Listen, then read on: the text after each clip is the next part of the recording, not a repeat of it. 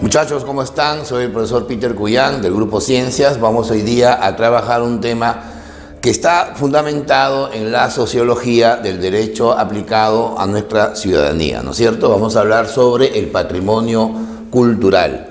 He sabido perfectamente que cuando uno habla de la nación, habla sobre la sociedad, el pueblo que se define, se establece sobre un Estado, habla sobre patrimonios, habla sobre culturas, habla sobre el concepto de nacionalidad objetivamente, ¿no? Justo el aspecto objetivo de la nacionalidad es lo que hoy día vamos a encontrar, porque la nacionalidad de manera objetiva es el conjunto de principios, tanto históricos, geográficos, culturales, étnicos, religiosos, que van a determinar la existencia de una nación. O sea, una nación que no tenga desarrollo patrimonial, que no tenga un desarrollo cultural, evidentemente pierde lo que se llama la identidad. Y por lo tanto, el pueblo mismo ya no tiene la pertenencia social, ¿verdad? Ese es un concepto muy determinante. Por eso algunos consideran que el Perú en realidad es un conjunto de naciones, ¿no? Por la misma variedad cultural, la misma variedad patrimonial, la variedad social que tenemos y que vamos a irla definiendo poco a poco, ¿ya? Por lo tanto, el primer concepto que hoy tenemos que desarrollar es el concepto de cultura. ¿Está bien? Porque si vamos a hablar de patrimonio nacional, tenemos que encontrar la definición de cultura. Bueno, la cultura se define así, muchachos. Es el conjunto de los rasgos, ¿no? O sea, de las características distintivas. O sea, que cada nación tiene una formación cultural diferente, ¿no es cierto? Conjunto de los rasgos distintivos que pueden ser espirituales, o sea, de índole inmaterial, pueden ser también materiales, o sea, por los restos, por los vestigios, ¿no? Pueden ser intelectuales, es decir, por la creación humana, la creación, vamos a llamar, educativa, y también afectivos, ¿no? Por la identidad, la pertenencia étnica, la pertenencia folclórica que un pueblo puede tener, ¿no es cierto? O sea que toda cultura debe tener 4 rasgos distintivos: los espirituales, los materiales, los intelectuales y los afectivos, ¿está bien? Que van a caracterizar a una sociedad.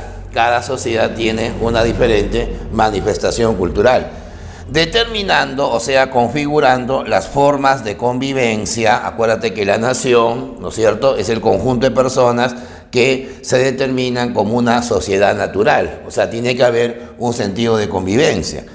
También va a configurar las tradiciones, o sea, las costumbres, ¿no es cierto?, que los pueblos van desarrollando, el conjunto de valores, o sea, de principios, la ética social, como se le conoce, así como también su creencia, ¿verdad?, el folclore que la sociedad va desarrollando, ¿está bien? Todo esto va a configurar el concepto de cultura. Ya. En base a esto, entonces, vamos a determinar lo que es el patrimonio cultural. Esto es muy importante. Antes de continuar con la definición, vamos a hacer una pequeña, atingencia. Las Naciones Unidas, como ustedes saben, es el organismo más importante creado después de la Segunda Guerra Mundial, ¿no? La ONU no solamente busca preservar la paz entre los pueblos, ¿no?, que es un derecho de tercera generación, sino que además se han creado una serie de organismos, entre los cuales está la UNESCO, ¿no? ¿Qué viene a ser la UNESCO? Viene a ser la Organización de las Naciones Unidas para la Educación, la Ciencia y la Cultura, ¿ya? Este organismo, cuya sede se encuentra en Francia, en la ciudad de París, la ciudad luz, define cultura y define patrimonio cultural con un sentido obviamente universal. Por lo tanto, la UNESCO, bajo esa concepción universal, define cuál es el patrimonio cultural de la humanidad, cuál es el patrimonio cultural material de la humanidad, cuál es el patrimonio cultural inmaterial de la humanidad, pero bajo determinados parámetros que hay que cumplir, si no los países quedan fuera de esa definición que hace la UNESCO, ¿está bien? Bueno, entonces la UNESCO define así, dice, patrimonio cultural. Ojo a esto, ya sabemos lo que es cultura, ahora vamos a ver el patrimonio, o sea, lo que un pueblo tiene, lo que una nación tiene. A ver, es toda manifestación del hombre, ahí está, material e inmaterial, o sea, tangible o intangible, siempre usen esa palabra. Tangible es todo aquello que se percibe por los sentidos, lo intangible es aquello que no lo perciben los sentidos y que tiene valor, tiene importancia y significado en los siguientes parámetros, ¿no? Primero, tiene un valor paleontológico. Acuérdate que la paleontología es la disciplina que estudia los restos fosilizados, los restos ya, digamos, enterrados, los restos que se encuentran, pero de especies que ya se han extinguido, especies que han desaparecido. Esa es la famosa paleontología. Si por ahí se tiene, pues, ¿no?, un descubrimiento paleontológico, eso va a ser parte del patrimonio cultural. ¿Está bien?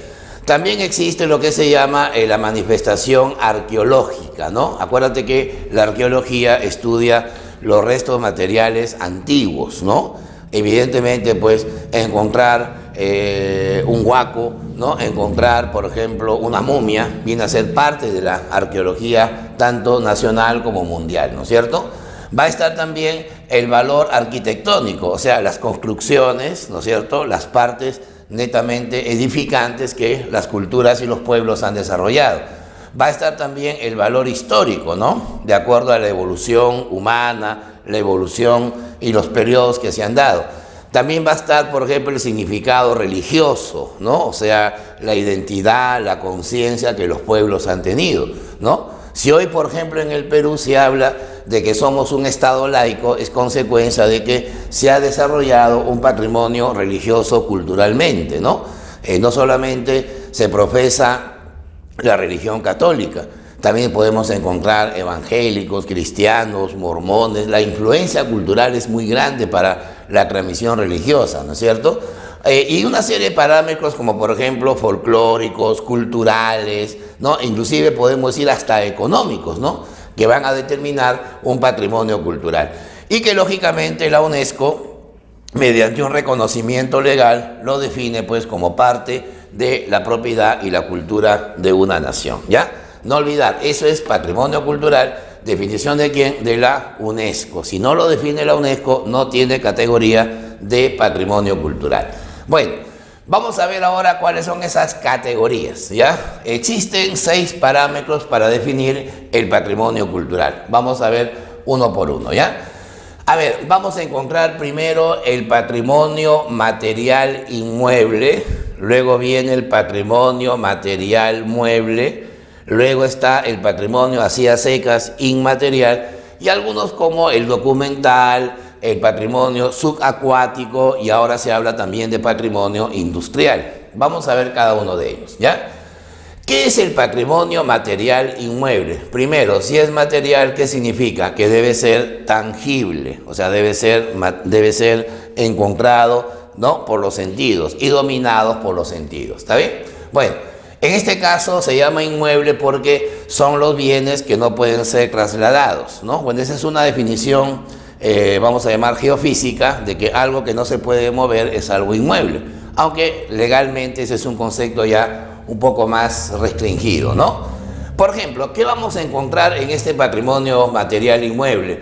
Los llamados sitios arqueológicos, ¿no? Las huacas. Imagínate, aquí nomás en la capital existen cerca de 180 huacas, más el Callao cerca de 200 huacas, ¿no? Imagínate, eso representa para el Perú un inmenso patrimonio cultural.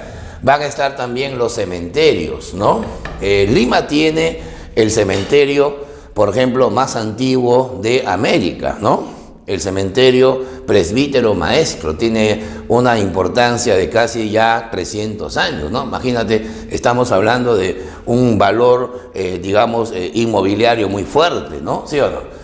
Va a estar también las cuevas, ¿no? O sea, los lugares donde se ha logrado encontrar algunos vestigios, ¿no? Van a estar los andenes, sobre todo en la época, ¿no?, incaica. Vamos a encontrar también mucho de este patrimonio material. Va a estar también las edificaciones de la colonia, las edificaciones republicanas. Generalmente esto tiene que ver con el periodo hispánico y poshispánico, el periodo de la independencia, ¿verdad? Eso se llama patrimonio material inmueble. Por ejemplo, vamos a encontrar, a ver, la ciudadela de Chan Chan, Esto se encuentra en el departamento de La Libertad, ¿está bien? Es una de las ciudadelas más extensas en la historia peruana, ¿verdad? Es parte también, evidentemente, de la cultura nacional, ¿no es cierto? La casona de la Universidad Nacional Mayor de San Marcos, ¿no? ¿Sí o no? Es una de las reliquias inmobiliarias más importantes que aún se conservan en la ciudad. No olvidar que San Marcos es la universidad más antigua de América, ya próxima a cumplir, ¿no?, 5 siglos de existencia, ¿verdad? Patrimonio material inmueble. Luego viene el patrimonio material mueble. Obviamente se llama mueble porque son objetos que se pueden trasladar de un lugar a otro, ¿verdad? Evidentemente. Ahí vamos a encontrar las pinturas, ¿no? Por ejemplo, uno de los grandes pintores de la época hispánica fue Pancho Fierro, ¿no? Cerca de 1000 pinturas se han descubierto a través de la evolución de la historia. Esas pinturas se consideran un patrimonio material mueble, ¿ya? Van a estar también el arte textil, por ejemplo, ¿no? El manto de Paracas, ¿no? La capacidad textil que tuvieron las culturas prehispánicas, eso es parte también de este patrimonio. La cerámica, la orfebrería, las esculturas, ¿no? La parte numismática, las monedas, ¿no? Hace más o menos unos 3 años se logró vender en Nueva York una de las monedas acuñadas por el rey Felipe III, bueno, obviamente cuando era el rey de España, sobre la colonia nacional. Y esa moneda se llegó a vender en casi $300.000. Imagínate, una moneda cuyo valor físico de repente no era ni siquiera $100, llegó a costar 300.000 por su alto valor numismático, ¿verdad? Las monedas también son parte de ese patrimonio mueble. Los libros, todo lo que es ediciones, ¿no?, se consideran dentro de esta definición. Por ejemplo, los mantos de la cultura Paracas, las cabezas clavas de la cultura Chavín que encontramos en la parte, ¿no?, histórica, en los museos, se consideran parte de este patrimonio, ¿ya? Y luego viene el patrimonio inmaterial. Muchos consideran que el patrimonio inmaterial es el verdadero valor cultural. Se llama inmaterial porque es intangible, o sea, no lo podemos pesar, ni oler, ni medir, sino conservar a través del tiempo, ¿no? Ahí, por ejemplo, está lo que nosotros llamamos la cultura viva. ¿Por qué le llaman la cultura viva? Porque vienen a ser los usos y las costumbres que se transmiten a través de las diferentes generaciones, ¿está bien? Evidentemente, dentro de esta cultura viva vamos a encontrar, pues, las manifestaciones folclóricas, ¿no? Por ejemplo, en nuestro país tenemos cerca de 500 formas de manifestación de bailes, ¿no? De costumbres, ¿no?, ancestrales que de repente a veces muchos ni las conocemos, ¿no? Por ejemplo, la marinera, ¿no? La marinera es una manifestación netamente inmaterial. Es más, la marinera puede ser norteña, puede ser limeña, en Piura se le llama tondero. Entonces, encontramos siempre una cultura viva que evidentemente cada pueblo va germinando, ¿no? Va a estar también la gastronomía típica, ¿no? La gastronomía típica se refiere, pues, a la comida, pues, ¿no? Las costumbres que tiene cada pueblo para tener su propia forma de alimentación, ¿no es cierto? La ceremonia, los rituales, ¿no? Por ejemplo, la festividad de la Virgen de la Candelaria, ¿no?, la Virgen de Chapi, la Cruz de Motupe, vienen a ser, pues, rituales, el Señor de los Milagros en Lima, que evidentemente son parte de ese patrimonio inmaterial. Incluso hay mucha polémica, por ejemplo, con relación a las corridas de toros, ¿no? Para muchos eso es cultura, para otros no lo es, ¿no? Es más, en nuestro país hay un 90% de personas que se oponen a ese tipo de manifestación, pero el 10% dice que sí porque es parte de la cultura. Cultura que evidentemente no nació acá, sino hemos ido heredando del yugo español, ¿verdad? Vamos a encontrar también una cuarta forma de manifestación del patrimonio cultural que se llama el patrimonio documental. Bueno, su mismo nombre lo está indicando, se refiere a comúnmente decir papeles, ¿no? Pero en realidad la definición que hace la UNESCO es la siguiente, dice: es el conjunto de documentos y o impresiones y o material digital, no olvidar que estamos en una época netamente digital, que está conservado, lógicamente, pues, en archivos, ¿no? Por ejemplo, el gran Hipólito Unanue, ¿no?, uno de los grandes próceres de la independencia nacional. ¿no? Él creó, por ejemplo, una edición, una especie de diario llamado El Mercurio Peruano, ¿no? Que evidentemente demostraba pues la transmisión literaria, la transmisión de información que había en la época en que queríamos pues independizarnos del yugo español, ¿verdad? Ese tipo, por ejemplo, de manifestación es un patrimonio de carácter documental, ¿ya? Bueno, ahí están, por ejemplo, los libros, ¿qué más? Las revistas, ¿no? Los periódicos. Imagínate la primera edición del Comercio, el periódico más antiguo que circula en el Perú, 1839. ¿Te imaginas el valor documental de ese diario, la primera edición, que se tuvo que sacar en una especie de rotativa pero manual, ¿no? Se imprimía un diario cada 2 minutos. Imagínate en un día cuánto se podía haber impreso. Entonces es un problema pues y a la vez es una ventaja, ¿no? Porque representa pues una forma de historia, ¿no? Una forma de patrimonio. Las grabaciones, los audios, ¿no? Por ejemplo, el Acta de la Independencia, ¿no? Vendría a ser pues evidentemente un patrimonio documental, ¿no? ¿Qué más? Por ejemplo, a ver, el audio que se puede encontrar sobre el diálogo que tuvo el felón llamado Francisco Morales Bermúdez cuando decidió darle el golpe de Estado a Juan Velasco. Para Jorge Basadre vino a ser una forma de manifestar lo que se llamó la traición política más grande en la historia nacional. Ese tipo, por ejemplo, de audio que se conserva todavía es parte de ese patrimonio documental, ¿ya? Luego viene un patrimonio que es un poco probable encontrarlo, por lo mismo que es parte también de la situación, vamos a llamar marina, que el Perú tiene, que es el patrimonio subacuático, ¿no? En este caso vienen a ser vestigios, vestigios se le llama los restos, ¿no? Los vestigios de carácter cultural, ¿no? De carácter histórico y de carácter arqueológico, ¿no? Sumergidos, pero eso sí, por lo menos con una antigüedad de más de 100 años, ¿ya? Si por ejemplo se hunde mi yate de hace 2 semanas, eso no puede ser un patrimonio pues subacuático. Tiene que tener valor cultural, tiene que tener un valor histórico y sobre todo arqueológico, pero con una antigüedad mayor pues a 1 siglo, ¿no? Por ejemplo, en Cerro Azul, en Cañete, se han encontrado vestigios de barcos de la época colonial.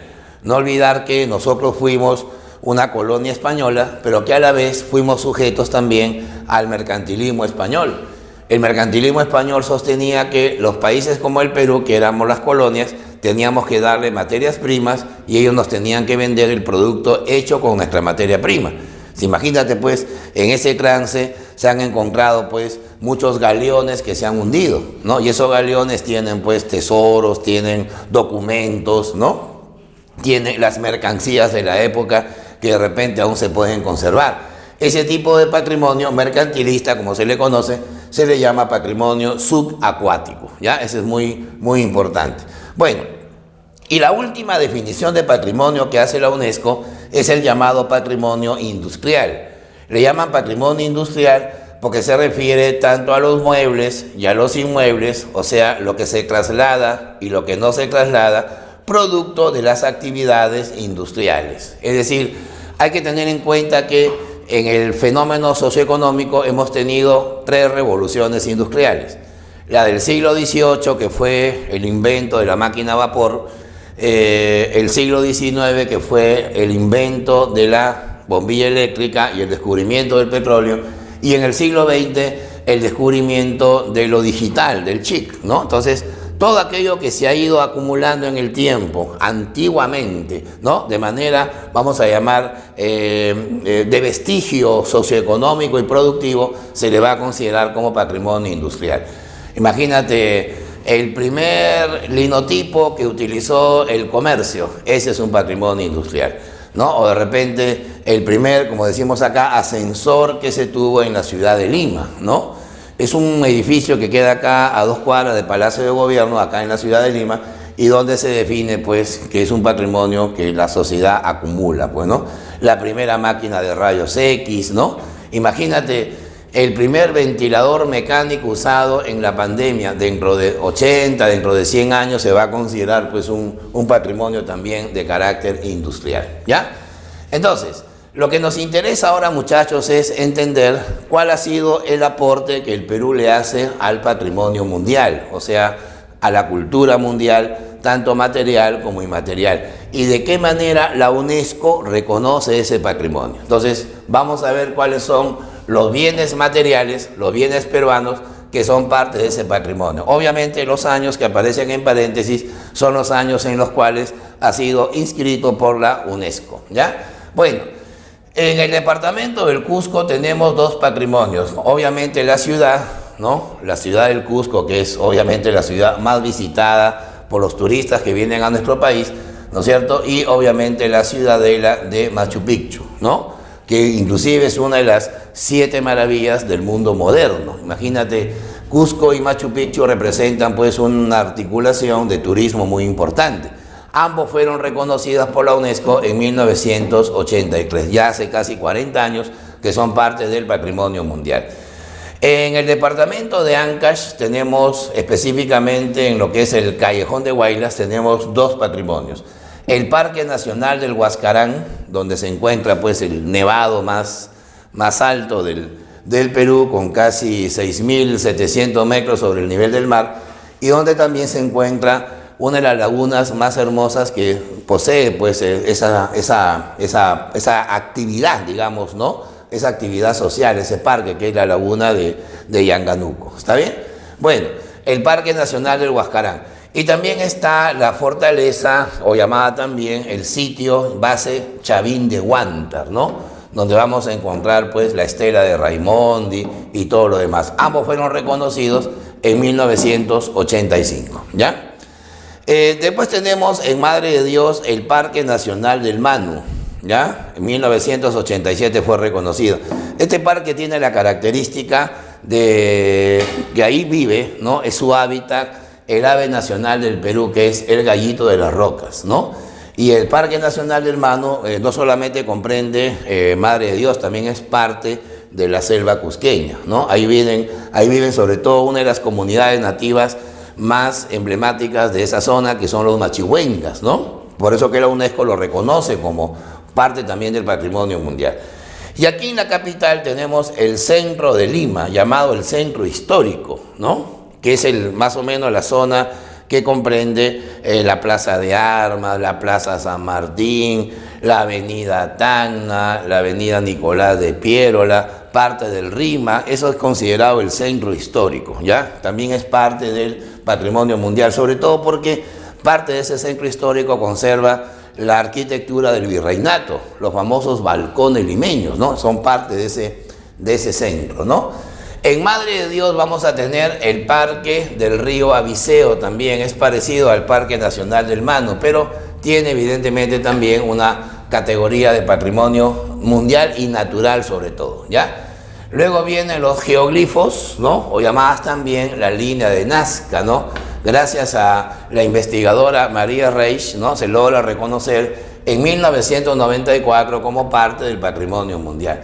No olvidar que el departamento de Ica, donde se encuentran estas líneas, es uno de los 5 departamentos más visitados turísticamente, gracias al aporte de estos geoglifos, ¿no? Y desde el siglo XXI tenemos los siguientes patrimonios mundiales. El centro histórico de Arequipa. Arequipa tiene la plaza de armas, hablamos de la ciudad, la plaza de armas más grande del Perú, ¿no? Su arquitectura, sobre todo porque ellos utilizan un material que se llama el sillar, la famosa piedra blanca, ¿no? Para la UNESCO esa es parte también de la estructura cultural del Perú.